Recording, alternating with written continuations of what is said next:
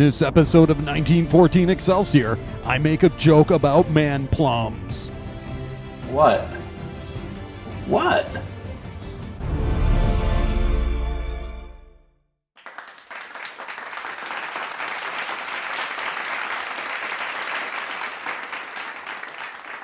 Okay, we talked about those Clevis rod ends, the modern day ones. Well, I took one off just so you can get a better look at it.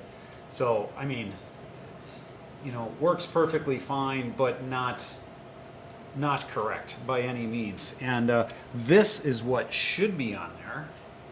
You can see it's threaded. That would be the rod end there, and that would be the pivot end. And this is the piece that will go in there to lock everything on place on the pivot. And so these two pieces, this is what I'm going to make to get rid of this stuff. Anyway, why? Because we can. So why shouldn't we? All right, we're going to start out by making the body of the Clevis. And this feature at this end of the Clevis, the sphere or the ball, I'm going to use an interesting technique on my milling machine using a boring head and my dividing head kicked up at a slight angle to create this ball. It's an interesting little technique, so stay tuned for that. But otherwise, we're just going to have at this and get this done. Let's go for it. Oh snap! That music means it's time for a machining montage!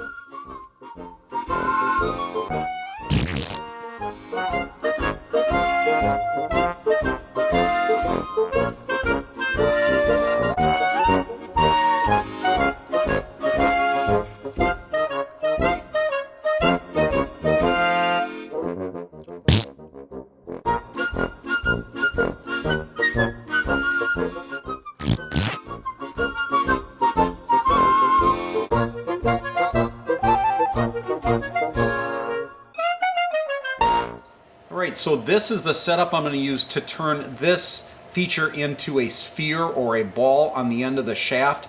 This is our Clevis rod ends, and we've got this piece mounted in our dividing head. The dividing head is tilted up to 24.8 degrees.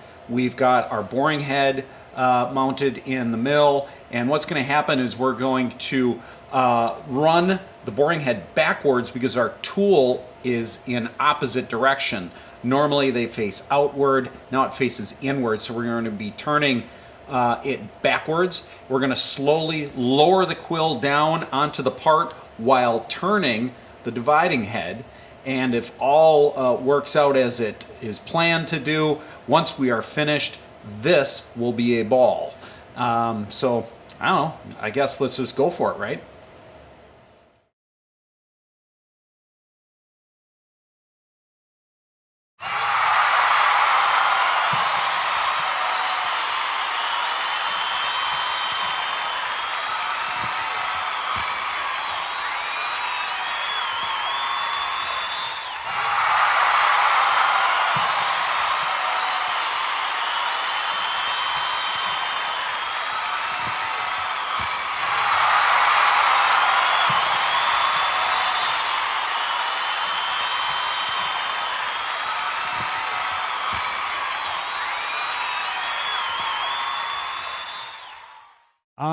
I know what you're thinking. How did you finish making those beautiful Clevis rod ends? Well, you know what that means.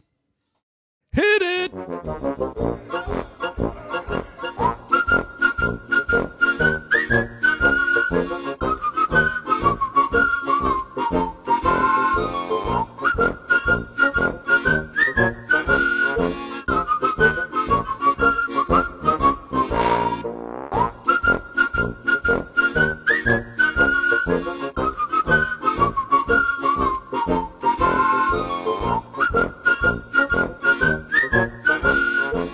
Next, I'm going to radius the head of our Clevis pin. So this is the Clevis pin stock. I did have to change the angle of the dividing head. It is just shy of 17 degrees. The original Clevis pins are radiused, the heads are radiused.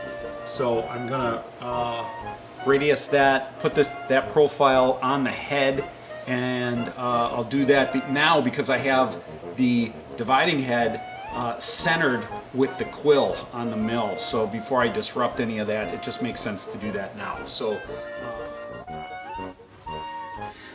now that we're done playing with our balls, What? What? anyway, now next operation, we're going to get rid of the boring bar, put our slitting saw in. We're gonna change the angle back to 0 on our dividing head, get that parallel with the mill table, and we're gonna cut the slots in our Clevis pins, and then we're also gonna cut the jaw opening in our Clevis rod ends. So first up, we'll do the slots for our Clevis pins. So let's get on with it.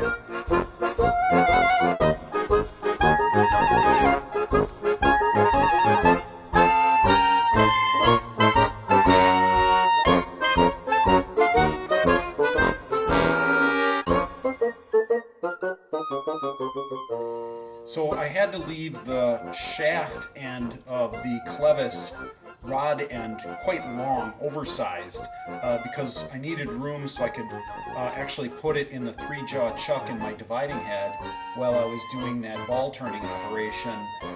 It's because you need clearance for the tooling and the boring head so you don't hit the 3-jaw chuck. So I got myself in a little bit of a pickle because you can't really grab this and do some facing operations. You can't clamp on the ball. So what I did is just made a simple little collet, and that I'll be able to put in my chuck and my lathe, and then I can cut this to length, face it, and put a small 45 on there. And so that's how I'm going to address that issue, but that's the only reason why that shaft was so long.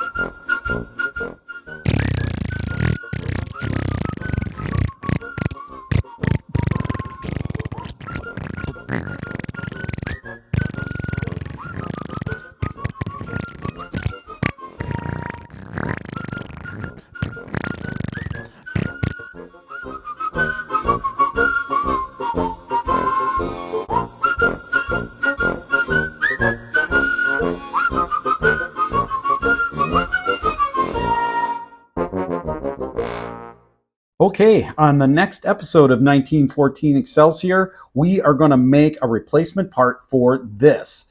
This is part of that pivot arm assembly, and it is not stock, and it is not a good representation of what came on the bike stock.